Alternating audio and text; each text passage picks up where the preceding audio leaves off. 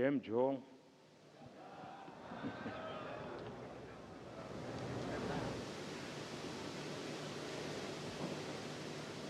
गुजरात के मुख्यमंत्री श्रीमान भूपेंद्र भाई पटेल, उप मुख्यमंत्री हर्ष संघवी,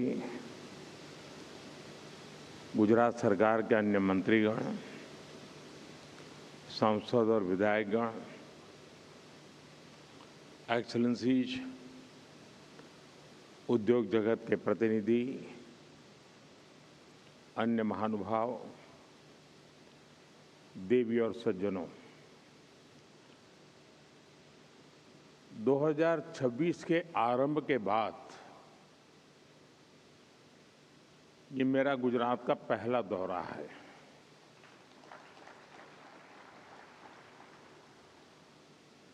और सुखद इसलिए भी है क्योंकि 2026 की मेरी यात्रा सोमनाथ दादा के चरणों में सर झुका करके हुई है।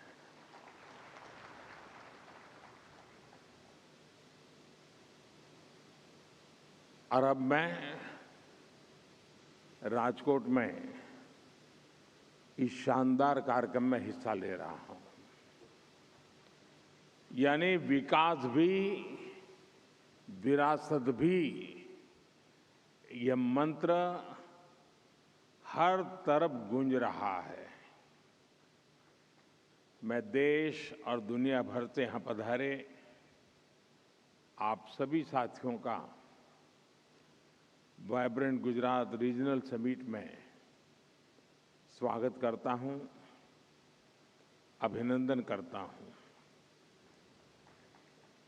साथियों, जब भी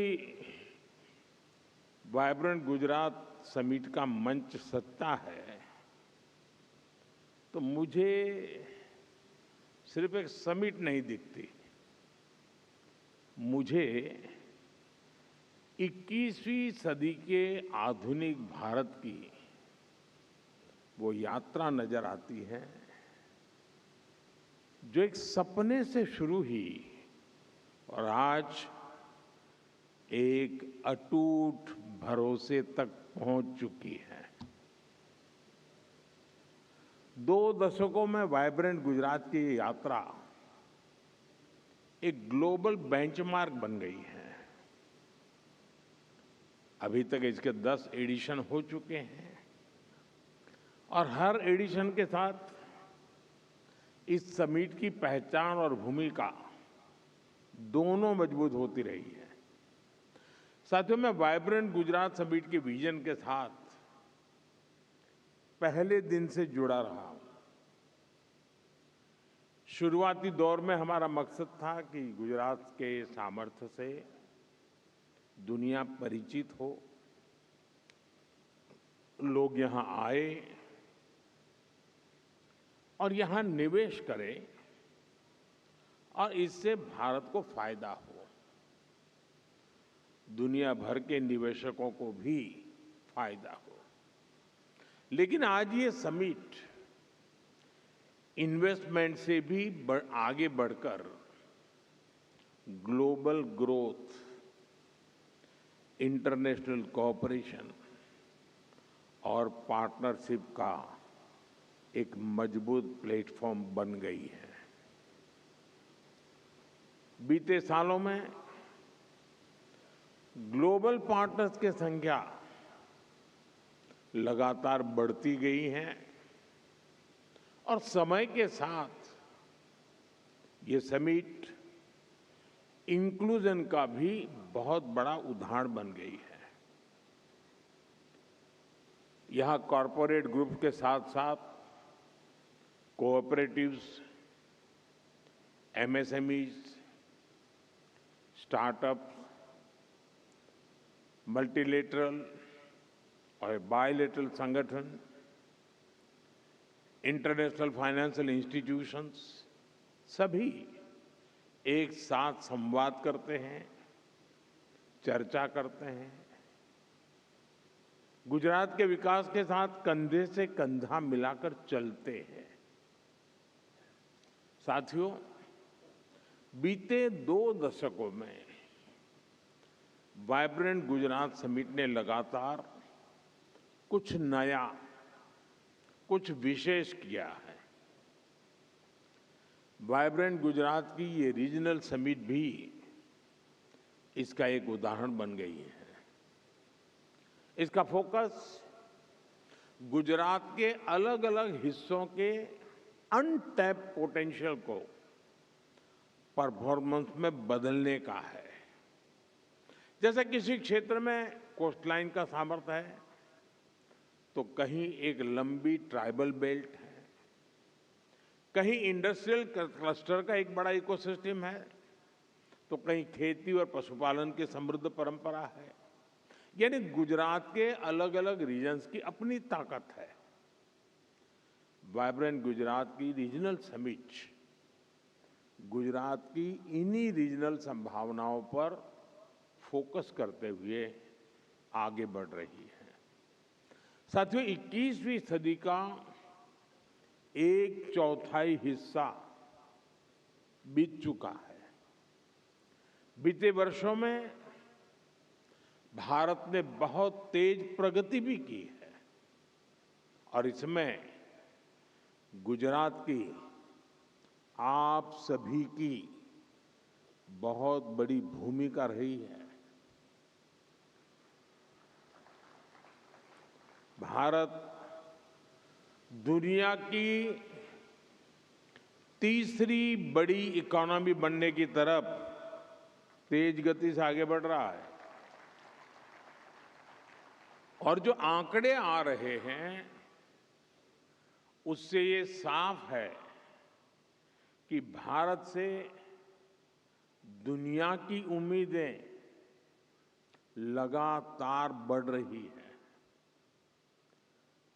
भारत दुनिया की फास्टेस्ट ग्रोइंग लार्ज इकोनॉमी है। इन्फ्लेशन काबू में है। एग्रीकल्चर प्रोडक्शन में भारत नए रिकॉर्ड बना रहा है। भारत मिल्क प्रोडक्शन में नंबर 1 है। जेनेरिक मेडिसिन प्रोडक्शन में मामले में भारत नंबर 1 है। दुनिया में जो देश सबसे ज्यादा वैक्सीन बनाता है, वो देश का नाम भारत है। साथियों, भारत की ग्रोथ से जुड़ी fact, reform, perform and transform के उस मंत्र की सक्सेस स्टोरी है। बीते 11 वर्षों में भारत दुनिया का सबसे बड़ा मोबाइल डेटा कंज्यूमर बना है। हमारा यूपीआई दुनिया का number 1 real time digital transaction platform बना है। कभी हम 10 में से 9 मोबाइल बाहर से मंगाते थे। आज भारत दुनिया का दूसरा सबसे बड़ा मोबाइल मैन्युफैक्चरर है। आज भारत में दुनिया का तीसरा सबसे बड़ा स्टार्टअप इकोसिस्टम है। सोलर पावर जनरेशन के मामले में भी टॉप 3 देशों में से भारत एक है। हम तीसरे बड़े एविएशन मार्केट है और मेट्रो के मामले में भी हम दुनिया में टॉप 3 नेटवर्क में शामिल हो गए हैं। साथियों, आज हर ग्लोबल एक्सपर्ट, ग्लोबल संस्थाएं भारत को लेकर बुलिश है। आईएमएफ भारत को ग्लोबल ग्रोथ का इंजन बताता है। एसएनपी 18 इयर्स के बाद भारत की रेटिंग अपग्रेड करती है।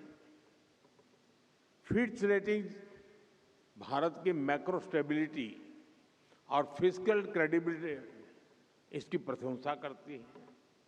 भारत पर दुनिया का ये भरोसा इसलिए है क्योंकि ग्रेट ग्लोबल अनसर्टेनिटी के बीच भारत में हम एक अभूतपूर्व सर्टेनिटी का दौर देख रहे हैं। आज भारत में पॉलिटिकल स्टेबिलिटी है, पॉलिसी में कंटिन्यूटी है, भारत में न्यू मिडिल क्लास का दायरा बढ़ रहा है, उनकी परचेजिंग पावर बढ़ रही है और इन फैक्टर्स ने भारत को असीम संभावनाओं का देश बना दिया है। मैंने लाल किले से कहा था, यही समय है, सही समय है। देश और दुनिया के हर निवेशक के पास इन संभावनाओं का लाभ उठाने का यही समय है, सही समय है। और वाइब्रेंट गुजरात रीजनल समिट भी आप सभी इन्वेस्टर्स को यही संदेश दे रही है। सौराष्ट्र कच्छ में निवेश का यही समय है, सही समय है। साथियों, आप सभी जानते हैं, सौराष्ट्र और कच्छ ये गुजरात के वो क्षेत्र हैं जो हमें सिखाते हैं कि चुनौती चाहे कितनी ही बड़ी क्यों न हो, अगर ईमानदारी से, मेहनत से डटे रहा जाए तो सफलता जरूर मिलती है। ये वही कच्छ है जिसने इस सदी की शुरुआत में भीषण भूकंप झेला था। ये वही सौराष्ट्र है जहां वर्षों तक सूखा पड़ता था। पीने के पानी के लिए माताओं बहनों को कई कई किलोमीटर चलकर जाना पड़ता था। बिजली का कोई ठिकाना नहीं था। हर तरफ मुश्किलें ही मुश्किलें थी। साथियों, आज जो 20-25 साल के नौजवान हैं, उन्होंने उस दौर की सिर्फ कहानियां सुनी हैं।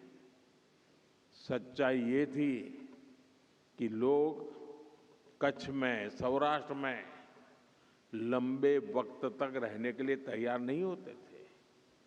उस कालखंड में लगता था कि स्थितियां कभी भी नहीं बदलेगी, लेकिन इतिहास साक्षी है, समय बदलता है और जरूर बदलता है। सौराष्ट्र कच्छ के लोगों ने अपने परिश्रम से अपना भाग्य बदल दिया है। साथियों, आज सौराष्ट्र और कच्छ सिर्फ अवसरों का ही क्षेत्र नहीं है, बल्कि ये क्षेत्र भारत की ग्रोथ का एंकर रीजन बन चुका है। ये रीजन आत्मनिर्भर भारत अभियान को गति देने वाला बहुत बड़ा सेंटर बन रहा है। भारत को ग्लोबल मैन्युफैक्चरिंग हब बनाने में सौराष्ट्र और कच्छ की बहुत बड़ी भूमिका है और ये भूमिका मार्केट ड्रिवन है और यही बात इन्वेस्टर्स के लिए सबसे बड़ा भरोसा बनती है। यही राजकोट में ही 2.5 लाख से अधिक एमएसएमईज हैं। यहां अलग अलग इंडस्ट्रियल क्लस्टर्स में स्क्रू ड्राइवर से लेकर auto parts, machine tools, luxury car के लाइनर्स, एरोप्लेन, फाइटर प्लेन और रॉकेट तक के पार्ट्स ये हमारे राजकोट में बनते हैं। यानी यह रीजन लो कॉस्ट मैन्युफैक्चरिंग से लेकर high precision, high technology manufacturing तक पूरी वैल्यू चेन को सपोर्ट करता है। और यहां का ज्वेलरी उद्योग तो अपने आप में विश्व प्रसिद्ध है। यह सेक्टर स्केल, स्किल और ग्लोबल लिंकेज तीनों का उदाहरण है। साथियों, अलंग दुनिया का सबसे बड़ा शिप ब्रेकिंग यार्ड है। दुनिया के 1/3 शिप्स यहीं पर रिसाइकल होते हैं।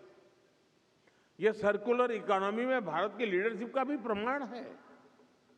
भारत टाइल्स के बड़े प्रोड्यूसर में से एक है। इसमें भी मोरबी जिले का योगदान बहुत बड़ा है। यहाँ मैन्युफैक्चरिंग कॉस्ट कॉम्पिटिटिव भी है और ये ग्लोबली बेंचमार्क भी है। और मुझे याद है, सौराष्ट्र के अखबार के लोग यहाँ मौजूद होंगे और मेरे बाल नोच लेते थे। एक बार मैंने यहाँ सौराष्ट्र में भाषण में कहा था, मैं એમ કહેલું કે હું જોઈ શકું છું કે એક સમય એવો આવશે કે મોરબી, જામનગર અને રાજકોટ આ ત્રિકોણ મિની જાપાન બનશે। ત્યારે મારી બહુ મજાક ઉડાયેલી। આજે હું મારી આંખો સામે હકીકત જોઈ રહ્યો છું। हमें धोलेरा स्पेशल इन्वेस्टमेंट रीजन पर भी बहुत गर्व है। आज ये शहर मॉडर्न मैन्युफैक्चरिंग का बहुत बड़ा केंद्र बन रहा है। धोलेरा में भारत की पहली सेमीकंडक्टर फैब्रिकेशन फैसिलिटी तैयार हो रही है। ये रीजन फ्यूचर टेक्नोलॉजी के लिए अर्ली मूवर एडवांटेज दे रहा है। यानी आपका इन्वेस्टमेंट बढ़ाने के लिए इस क्षेत्र में जमीन पूरी तरह तैयार है। इंफ्रास्ट्रक्चर रेडी है, पॉलिसी प्रेडिक्टेबल है और विजन लॉन्ग टर्म है। साथियों, सौराष्ट्र और कच्छ भारत की ग्रीन ग्रोथ का, ग्रीन मोबिलिटी का और एनर्जी सिक्योरिटी का भी एक बड़ा हब बन रहा है। कच्छ में 30 गीगावाट कैपेसिटी का रिन्यूएबल एनर्जी पार्क बन रहा है। ये दुनिया का सबसे बड़ा हाइब्रिड एनर्जी पार्क होगा। आप कल्पना कर सकते हैं, यह पार्क पेरिस सिटी से भी 5 गुना बड़ा है।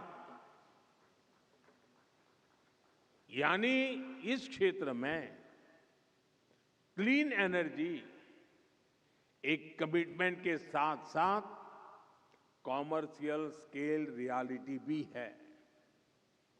आप सभी ग्रीन हाइड्रोजन के पोटेंशियल से परिचित हैं।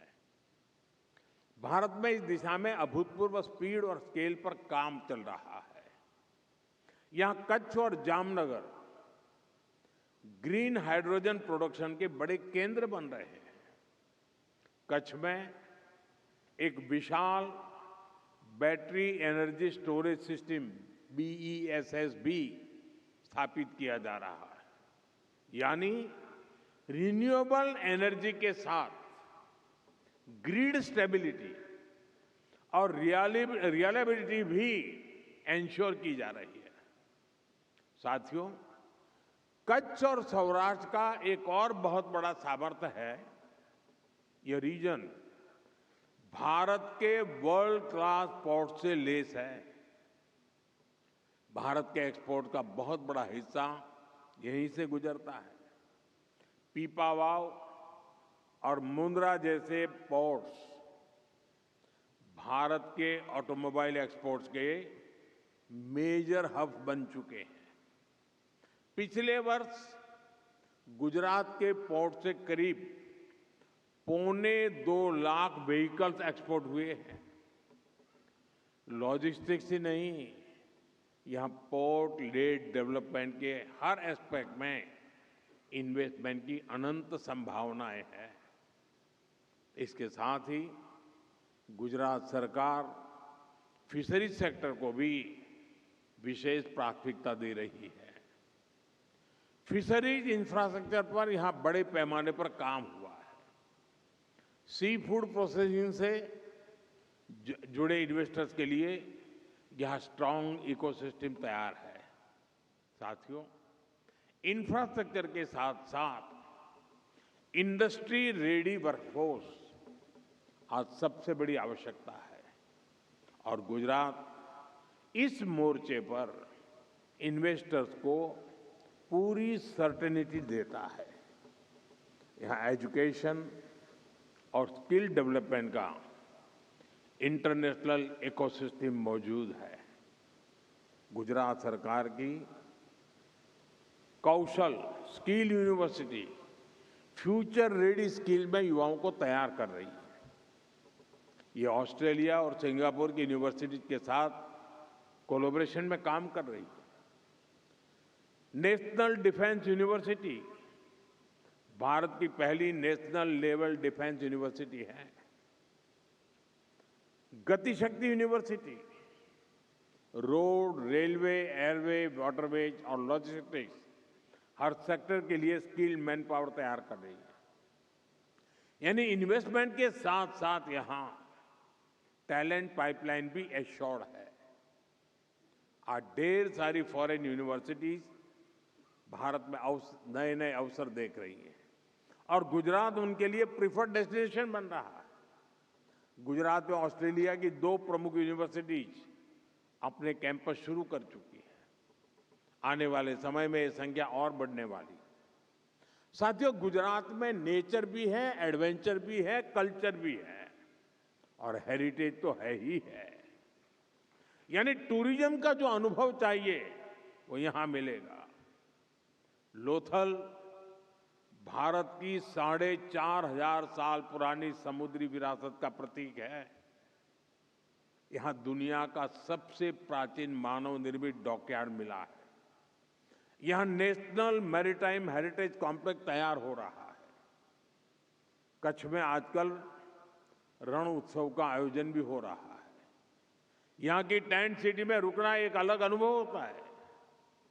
साथियों, जो जंगलों का, वाइल्ड लाइफ का शौकीन है उसके लिए गिर फॉरेस्ट में एशियाटिक लायन के दर्शन से बेहतर भला क्या अनुभव हो सकता है। यहां हर वर्ष 9 लाख से अधिक पर्यटक आते हैं।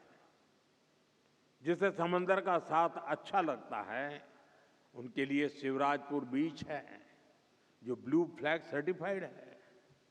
इसके अलावा मांडवी, सोमनाथ, द्वारका में भी बीच टूरिज्म के लिए अनेक संभावना है। यहां पासी में दीव भी है। दीव भी वाटर स्पोर्ट्स का, बीच गेम्स का बेहतरीन डेस्टिनेशन बन रहा है।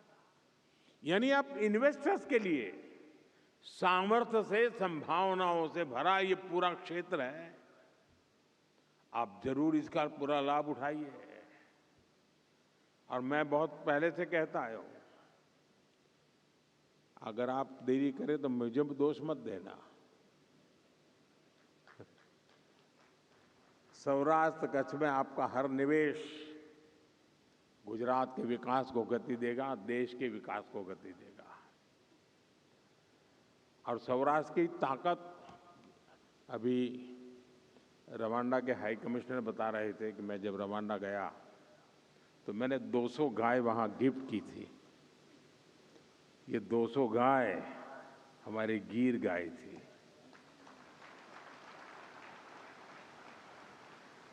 लेकिन उसकी एक विशेषता है, जब हमने 200 गाय दी वहाँ की ग्रामीण इकोनॉमी के लिए, तो उसमें एक नियम है कि गाय तो आपको देंगे, लेकिन उसकी जो पहली बछड़ी होगी वो आपको वापस देनी होगी और वो हम दूसरे परिवार को देते हैं। यानी इन दिनों वो 200 गाय से शुरू हुआ, हजारों परिवारों के पास गाय पहुंच चुकी है। रवांडा की ग्रामीण इकोनॉमी को बहुत बड़ी ताकत दे रही है और हर घर में गिर गाय नजर आ रही है। ये है मेरा सौराष्ट्र। साथियों, आज का भारत विकसित होने के लक्ष्य पर तेजी से काम कर रहा है और हमारे इस लक्ष्य की प्राप्ति में रिफॉर्म एक्सप्रेस की बहुत बड़ी भूमिका है। रिफॉर्म एक्सप्रेस यानी हर सेक्टर में नेक्स्ट जनरेशन रिफॉर्म, जैसे अब से कुछ समय पहले ही देश ने नेक्स्ट जनरेशन जीएसटी रिफॉर्म लागू किए थे। हर सेक्टर पर इसका अच्छा असर दिखा। विशेष रूप से हमारे एमएसएमईज को बहुत फायदा हो रहा है। रिफॉर्म एक्सप्रेस पर सवार भारत ने बहुत बड़ा रिफॉर्म इंश्योरेंस सेक्टर में किया गया है। भारत ने इंश्योरेंस सेक्टर में 100% एफडीआई को मंजूरी दे दी है। इससे देशवासियों को 100% बीमा कवरेज देने के अभियान को गति मिलेगी।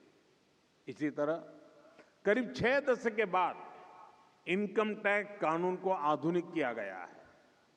इससे करोड़ों टैक्स पेयर्स को फायदा होगा। भारत ने ऐतिहासिक लेबर रिफॉर्म्स को भी लागू कर दिया है। इससे वेजेज, सोशल सिक्योरिटी और इंडस्ट्री तीनों को एक यूनिफाइड फ्रेमवर्क मिला है। यानी श्रमिक हो या फिर इंडस्ट्री, सभी का इससे फायदा है। साथियों, आज भारत डेटा आधारित इनोवेशन का, एआई रिसर्च का, सेमीकंडक्टर मैन्युफैक्चरिंग का एक ग्लोबल हब बनता जा रहा है। यानी भारत की पावर डिमांड लगातार बढ़ रही है। भारत को एश्योर्ड एनर्जी की बहुत जरूरत है और इसका बहुत बड़ा माध्यम न्यूक्लियर पावर है। इसको देखते हुए हमने न्यूक्लियर पावर सेक्टर में भी नेक्स्ट जनरेशन रिफॉर्म किया है। भारत ने पिछले संसद के सत्र में शांति एक्ट के जरिए सिविल न्यूक्लियर एनर्जी को प्राइवेट पार्टनरशिप के लिए ओपन कर दिया है। ये इन्वेस्टर्स के लिए बहुत बड़ा अवसर है। साथियों, यहां उपस्थित सभी निवेशकों को मैं विश्वास दिलाता हूं, हमारी रिफॉर्म एक्सप्रेस अब रुकने वाली नहीं है। भारत की रिफॉर्म जर्नी इंस्टीट्यूशनल ट्रांसफॉर्मेशन की दिशा में बढ़ चुकी है। साथियों, आप सभी यहां सिर्फ एमओयू के साथ नहीं आए हैं। आप यहां सौराष्ट्र कच्छ के विकास और विरासत से जुड़ने आए हैं। मैं आपको विश्वास दिलाता हूं, आपके इन्वेस्टमेंट की पाई पाई यहां शानदार रिटर्न दे करके जाएगी। एक बार फिर आप सभी को मेरी बहुत बहुत शुभकामनाएं हैं। मैं गुजरात सरकार को, गुजरात की टीम को भी उनके इस प्रयासों के लिए उनकी सराहना करता हूं, बहुत बहुत बधाई देता हूं। 2027 में शायद उनका वाइब्रेंट समिट होगा। उसके पहले ये रीजनल समिट एक अच्छा प्रयोग हो रहा है और मुझे खुशी हो रही है कि जिस काम को शुरू करते समय मुझे काम करने का अवसर मिला था, आज जब मेरे साथियों के द्वारा उस तक का विस्तार हो रहा है, उसको नई ऊर्जा मिल रही है, तो आनंद अनेक गुना बढ़ जाता है।